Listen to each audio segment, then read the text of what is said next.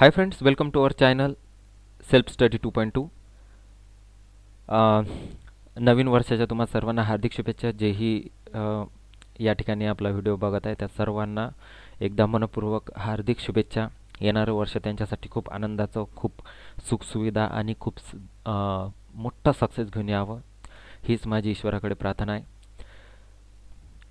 तसंच सोबतच तुम्ही हे चॅनल सबस्क्राईब करा, लाईक करा आणि आपल्या मित्रमैत्रिणींसोबत याला शेअर करा. बघा, या ठिकाणी आज आपण जो टॉपिक बघणार आहे तो म्हणजे बॅटल ऑफ भीमा कोरेगाव. आपण एक्झाम पर्स्पेक्टिव्हनं आणि आपलं नॉलेजसुद्धा इन्क्रीज झालं पाहिजे याच पर्स्पेक्टिव्हनं आपण काय करणार आहे, बॅटल ऑफ भीमा कोरेगावला समजून घेणार आहे की बॅटल ऑफ भीमा कोरेगाव काय होतं आणि नेमकं हे वार काय होतं, वारचा मुद्दा काय होता, हे सगळ्या गोष्टी आपण समजणार आहे.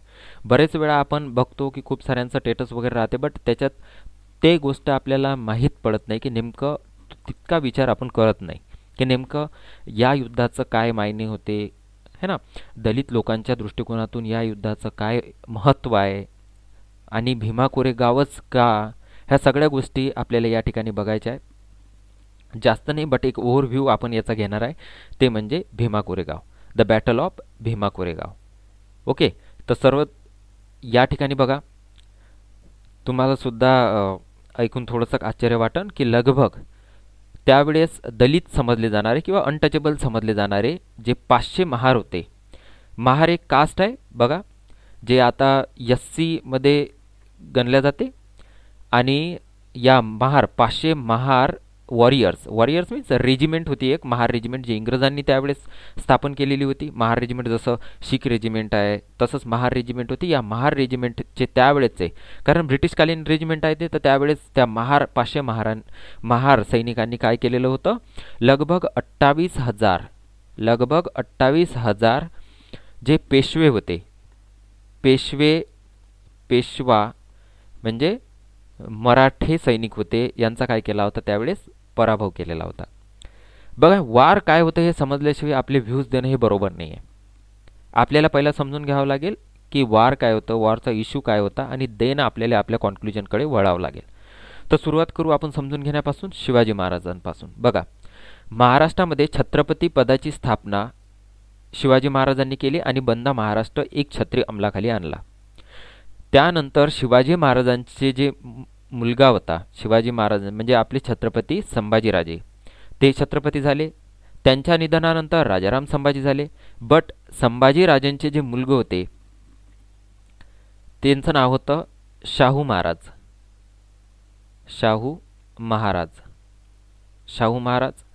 आणि राजाराम महाराजांचं निधन झालं त्यावेळेस त्यांची पत्नी महाराणी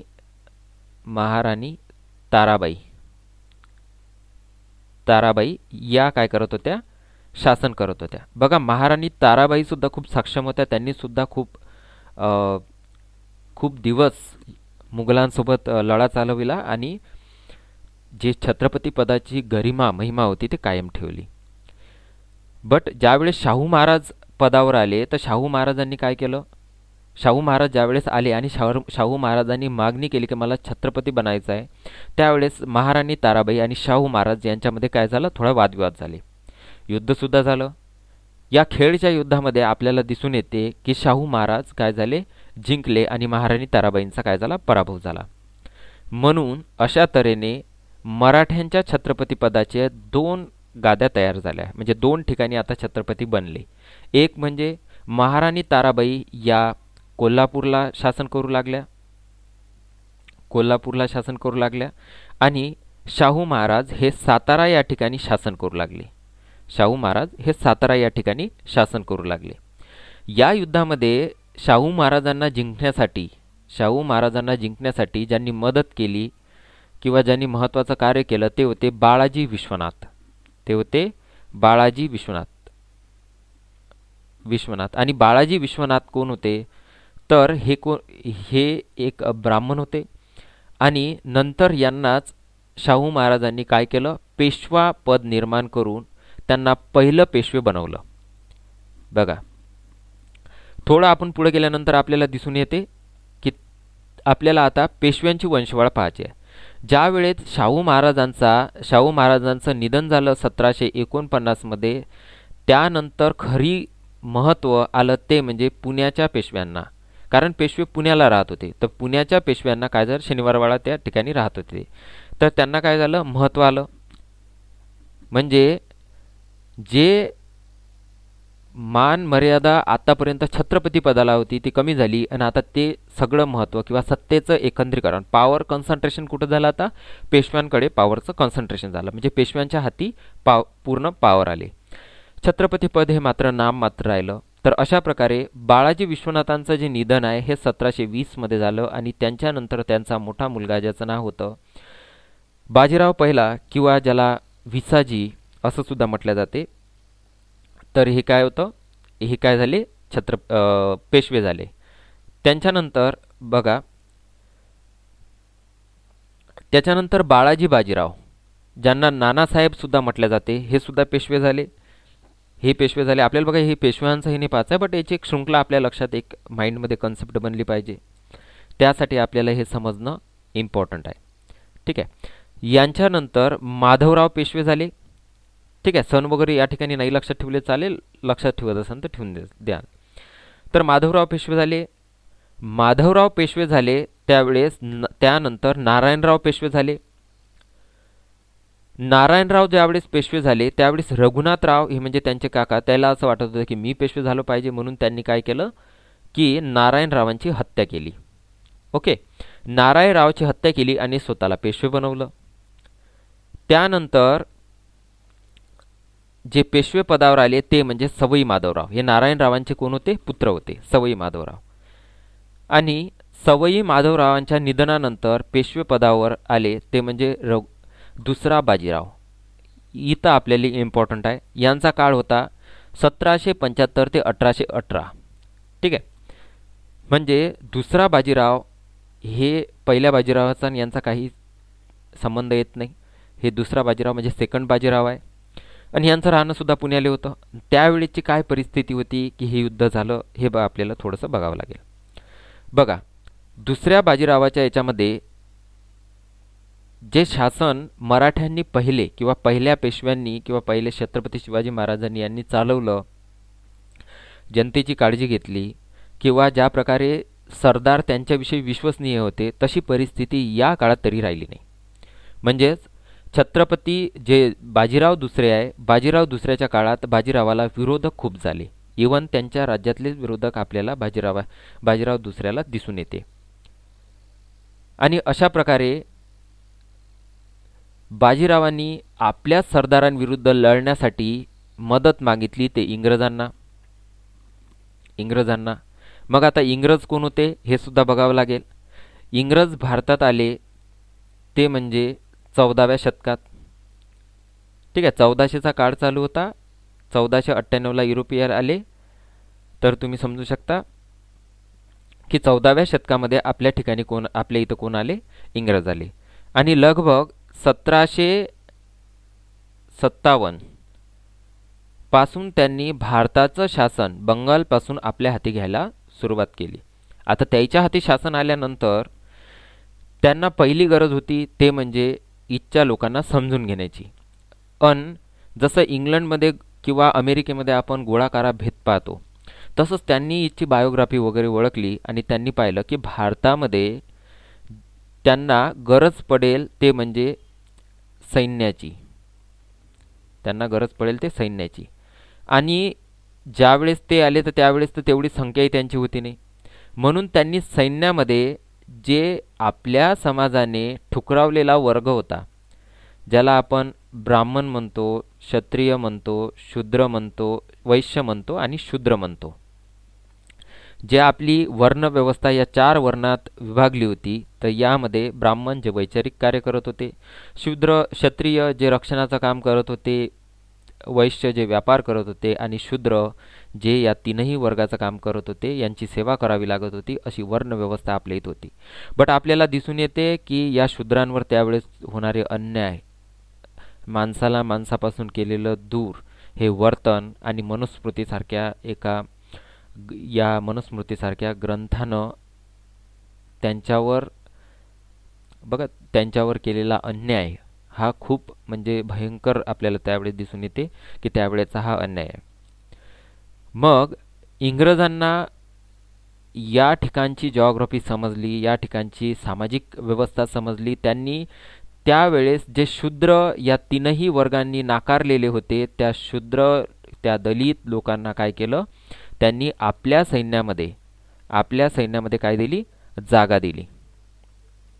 आणि आपल्या सैन्यामध्ये जागा देऊन त्यांना बघा, ज्या वेळेसपर्यंत ते वर्णव्यवस्थेत होते त्यावेळेसपर्यंत त्यांना जेवाचा प्रॉब्लेम होता, खाण्याचा प्रॉब्लेम होता, अन्नाचा प्रॉब्लेम होता, कपड्यांचा प्रॉब्लेम होता, त्यांना कपडेसुद्धा व्यवस्थित मिळत नव्हते, त्यांच्यावर अत्याचार होत होते, है ना. अशा खूप साऱ्या गोष्टी तुम्हाला वाचायला मिळतात. बट या ठिकाणी इंग्रजांनी त्यांना वर्दी दिली, त्यांना सन्मान दिला, त्यांना सैन्यामध्ये जागा दिली, ह्या सगळ्या दिल्या. डॉक्टर बाबासाहेब आंबेडकर शिकले नसते जर डॉक्टर बाबासाहेब आंबेडकरांचे वडील सैन्यामध्ये नसते. इंग्रजांनी खूप प्रयत्न केले की या लोकांना शिकवाव, या लोकांना पुढं आणावं. तर इंग्रजांचे या दृष्टीने सुद्धा पावलं आपल्याला दिसून येते. तर इंग्रजांना त्यावेळेस सैन्यामध्ये स्थान दिले. आणि आपल्याला माहीतच आहे की बाजीरावने ज्यावेळेस इंग्रजांना हेल्प मागितली त्यावेळेस इंग्रजांनी काय केली, बाजीरावाला हेल्प दिली, मदत दिली. आता वापस आपण आपल्या चॅप्टरवर येऊ. बाजीरावाच्या इंग्रजांचं समजलं तर अशा प्रकारे जे शूद्र लोक होते किंवा दलित लोक होते यांचं आपल्याला काय दिसते की सैन्यामध्ये यांना जागा भेटली. इंग्रजांच्या एका मुख्य पदांवर, सैनिकी पदांवर जागा भेटली. हालाकी तितका सन्मान त्यांना मिळत नव्हता, इंग्रजी सैन्य एवढा सन्मान त्यांना मिळत नव्हता, पण जे हाल अपेष्टा इकडं त्यांना सहन करावं लागत होती त्यापेक्षा तरी तो सन्मान व्यवस्थितच होता. देन त्यांच्या मुलांसाठी शिक्षणाची व्यवस्था वगैरे इंग्रजांना केली होती, पेन्शनची व्यवस्था होती, ह्या सगळ्या गोष्टी होती. म्हणून हे लोक जास्त वफादार राहिले सर्वच टायमामध्ये कोणासोबत, इंग्रजांसोबत. यांची निष्ठा आता भारतीय शासकांच्या सोबत नसून ते इंग्रजी शासकांच्या सोबत गेल्याचं आपल्याला दिसून येते. अशा प्रकारे ज्यावेळेस इंग्रज आणि बाजीराव पेशवा यांच्यामध्ये लगभग 3 म्हणजे इंग्रज मराठावार पहिलं, इंग्रज मराठावार दुसरं, मराठावार सेकंड 2 आणि इंग्रज मराठावार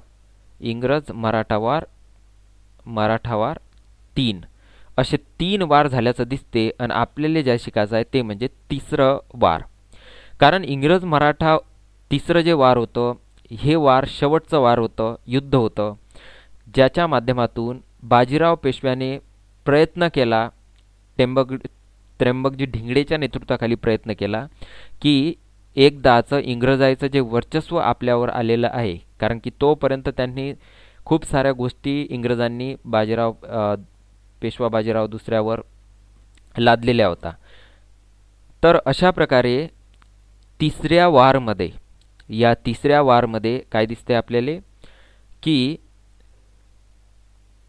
वेगवेगळ्या ठिकाणी हे वार झालं आणि सगळ्या म्हणजे वेगवेगळ्या प्लेसेसवर वार झालं आणि सगळ्या ठिकाणी काय दिसते आपल्याला की इंग्रजांनी मराठ्यांचा पराभव केला. तर अशा प्रकारे ही पार्श्वभूमी होती की इंग्रज मराठ्यांच्या विरुद्ध किंवा आपले जे आपल्या इच्छे दलित लोक आहे, जे महार लोक आहे, हे का लढले आणि पेशव्यांच्या विरुद्ध का लढले, इंग्रजांच्या विरुद्ध का लढले, इंग्रजांकडून का लढले.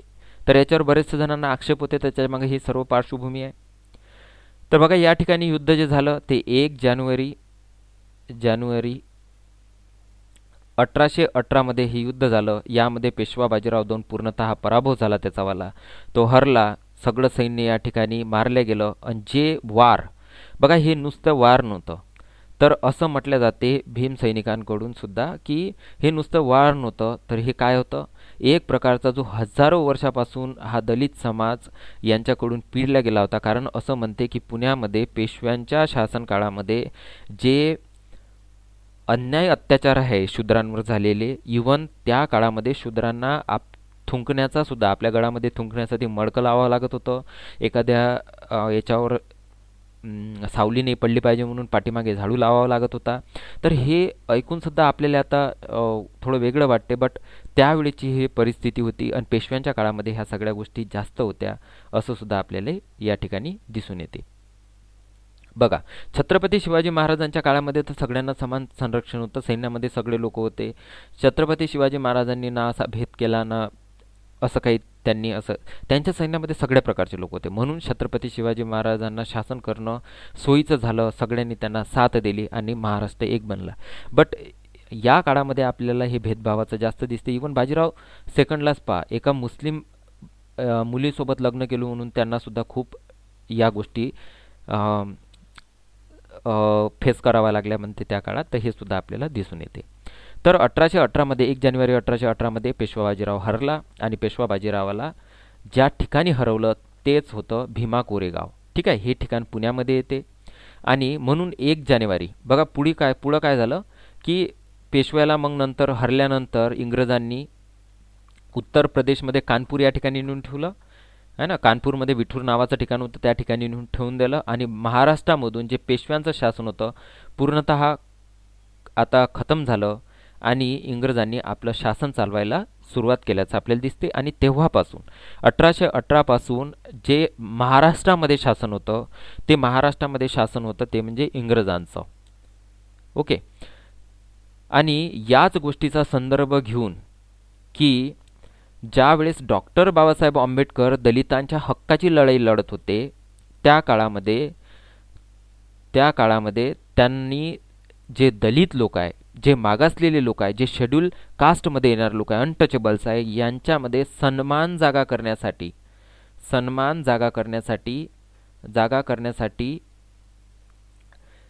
1 जानेवारी 1927 मध्ये भीमा कोरेगावला भेट दिली. आणि या भेटीमध्येच त्यांनी काय केलं, त्यांना सांगितलं की तुमचे जे पूर्वज आहे हे काही कमी नाही आहे, ते सुद्धा काय शूरवीर आहे आणि असं या लढाईचं महत्त्व आहे. तेव्हापासून जे भीमसैनिक आहे हे काय करते, 1 जानेवारी हा दिवस भीमा कोरेगाव या ठिकाणी जाऊन त्या 500 शूरवीरांना आदरांजली करते. इवन इंग्रजांनी सुद्धा त्यांचा सन्मान केलेला आहे. बघा, इंग्रजांनी कसा सन्मान केलेला आहे का, एक विजयस्तंभ त्या ठिकाणी स्थापन केला आणि त्या सगळ्या शूरवीरांचं नाव कशावर कोरलं, त्या विजयस्तंभावर लावलं इंग्रजांनी त्यावेळेस. कारण खूप महत्त्वाचं युद्ध होतं. 28,000 सैन्यांना पेशव्याच्या त्यावेळेस फक्त 500 सैनिकांनी हरवलं. नुसतं वार नव्हतं तर हा परंपरेने जे त्यांच्यावर अन्याय अत्याचार झाले हा त्याचा बदला जणू त्यांनी घेतला. म्हणजे भारतीयांच्या विरुद्ध लढत आहे, पण जे भावना आहे हे भावना मात्र लढण्याची दोघांची वेगवेगळी आहे. अशा प्रकारे या युद्धामध्ये या 500 महारांनी काय केलं की हे युद्ध इंग्रजांना जिंकून दिलं. आणि त्यांच्या या विजयाची आठवण म्हणून या ठिकाणी आपल्याला काय दिसून येते, तर एक विजयस्तंभ प्रस्थापित केल्याचा आपल्याला दिसून येते, ज्या ठिकाणी दर 1 जानेवारीला दरवर्षी आपले जे दलित बांधव आहे त्या ठिकाणी जाऊन त्याला आदरांजली वाहते. बघा, आता एक्झामच्याच पर्स्पेक्टिव्हनं आपण बघू. तुम्हाला या सगळ्या गोष्टी समजल्याच असेल की काय म्हणून. बेसिक आय थिंक मला असं वाटतं की मी क्लिअर करण्यामध्ये जास्त डिटेल नाही बोललो कारण का खूप वेळ जाते, बट मी एक ओव्हरऑल व्ह्यू तुम्हाला दिला असन. आता पुढे बघा, या ठिकाणी आपण थोडंसं अभ्यासाच्याच पर्स्पेक्टिव्हनं पाहू की आपल्या स्टडीच्याच पर्स्पेक्टिव्हनं आपल्यासाठी काय काय इम्पॉर्टंट आहे याच्यामध्ये. जसं Bhima Koregaon is a small village located in the Pune district. तुम्हाला लक्षात ठेवायचं आहे की महाराष्ट्रामधलं जे पुणा आहे त्या पुण्यामध्ये काय आहे, त्या पुणा डिस्ट्रिक्टमध्ये भीमा कोरेगाव आहे. एक हिस्टोरिकल प्लेस, हे बॅटल झालेलं होतं, युद्ध झालेलं होतं म्हणून हे आहे. त्यानंतर battle of Bhima Koregaon was fought 1 जानेवारी 1880. ठीक आहे, 1818मध्ये 1 जानेवारी 1818मध्ये लढल्या गेलेलं होतं. आणि यामध्ये कोण, एकाकडे मराठा सरदार आणि दुसरीकडे ब्रिटिश ईस्ट इंडिया कंपनी. आणि जे महार रेजिमेंट होती हे ब्रिटिश ईस्ट इंडिया कंपनीतच काय करत होती, म्हणजे सैन्य जे होते ब्रिटिश ईस्ट इंडिया कंपनीकडूनच लढत होतं. The battle of Bhima Koregaon was the part of 3rd Anglo Maratha वार, जे आताच आपण डिस्कस केलेलं आहे. काय हे 3rd अँग्लो मराठा वार जो होता त्याच्याच काय होतं, एक म्हणजे त्याचाच एक भाग होता. कारण 3 टप्प्यांवर हे झालेलं युद्ध होतं 3 ठिकाणी. आणि या 3ही ठिकाणी कोण हारले, जे पेशवा ज्या ठिकाणी हारला ते म्हणजे भीमा कोरेगाव. तर अशा प्रकारे battle of Bhima Koregaon leaders and strength of the army. जर याचा विचार केला तर बघा थोडंसं या ठिकाणी सर्व गोष्टी इम्पॉर्टंट नाही, बट लक्षात ठेवा बाजीराव पेशवा सेकंड याच्या विरुद्ध हे युद्ध झालेलं होतं. ठीक आहे, ब्रिटिश आर्मीच्या विरुद्ध. मराठ्यांपाशी त्यावेळेस 2800 सोल्जर होते. ओके, त्याच्यामधले जर मराठा पाहिले तर किती होते, 8000 इन्फंट्री होते आणि जे कॅव्हरली होते ते किती होते, 20 म्हणजे 20,000 त्यावेळेस होते. चांगले चांगले कर्तबाज जसं बापू गोखले आहे, अप्पा देसाई आहे, है ना, त्र्यंबकजी ढिंगळे आहे. तर अशा प्रकारचे चांगले चांगले लीडरसुद्धा मराठ्यांकडून होते. इंग्रजांकडून जे लढत होते ते म्हणजे कॅप्टन फ्रान्सिस यप स्टॉन्टन हे काय करत होते, ब्रिटिश ईस्ट इंडिया कंपनीकडून या सैन्याचं लीडरशिप करत होते. आणि ईस्ट इंडिया कंपनीकडे लगभग फक्त 800 सोल्जर होते. त्याच्यामधले जे 500 सैनिक होते हे इन्फंट्री होते. इन्फंट्री म्हणजे जे फर्स्ट डिफेन्स लाईन जे पहिली वेळेस लढायला जाणार आहे. आणि जे घोड्यावरचे सोल्जर होते ते किती होते, 300 होते. असे 800 सोल्जर त्या ठिकाणी होते. तर अशा प्रकारे आपल्याला दिसून येते. आणि या युद्धामध्ये काय दिसते आपल्याला यांचा. तर रिझल्ट काय झाला युद्धाचा, तर ठीक आहे तुम्हाला तर माहीतच आहे की जे अनटचेबल म्हणून ओळखले जात होते महार, त्या महारांनी काय केलं, पेशव्यांचा काय केलेला आहे, पराभव केलेला आहे याच्या, जे आता शेड्यूल कास्टमध्ये आपण इन्क्लूड करतो. दुसरं बघा, डॉक्टर बाबासाहेब आंबेडकरांनी सुद्धा याचं हे केलेलं आहे, म्हणजे याला प्रोत्साहन दिलेलं आहे. जे संदर्भ आपण मागच्या याच्यात पाहिलेला आहे की 1 जानेवारी 1927 doctor B.R. Ambedkar visited the site of Koregaon victory pillar, आणि त्या ठिकाणी त्यांनी केलं.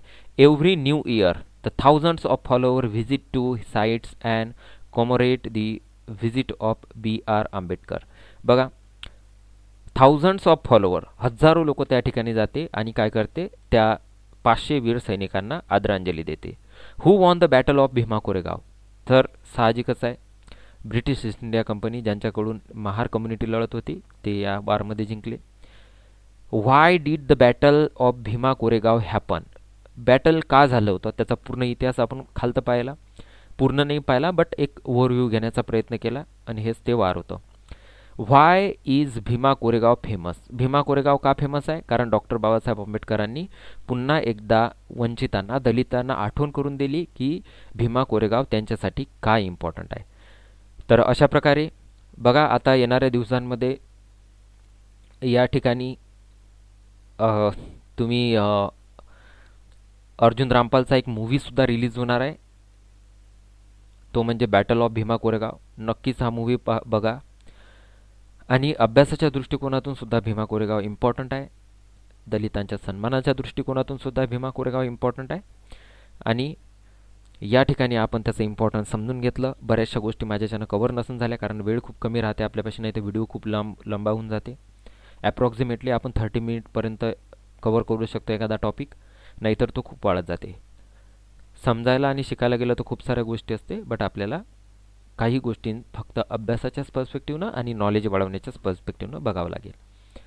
तर या ठिकाणी तुम्ही भीमा कोरेगाव नक्कीच माझ्याकडून प्रयत्न केले मी की तुम्हाला समजाव आणि तुम्हालासुद्धा आवडलं असेल.